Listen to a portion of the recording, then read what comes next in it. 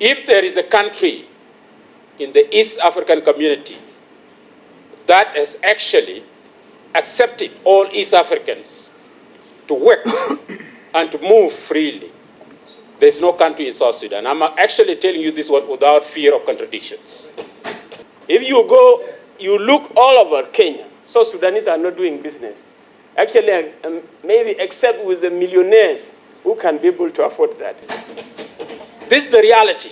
Nobody can debate about it. You go to South Sudan today, you will find all Kenyans doing all sorts of things. You go, you will find Ugandans doing all sorts of things.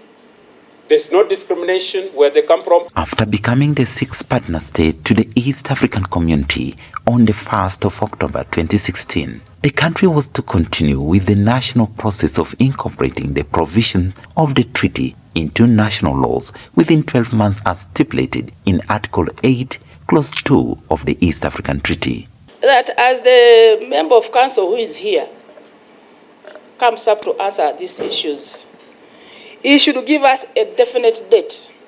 A date, maybe 2 months from now, because they have to consult, as to when they will brief the assembly and members on the state of domestication of the treaty. However, even partner states where the treaty has been domesticated into national laws, you still have East Africans, for example, living in East African countries as aliens and holding alien cards.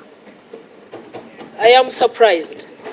Not only South Sudan that have got some challenges with the implementation of certain key important areas of our integration, especially on investment.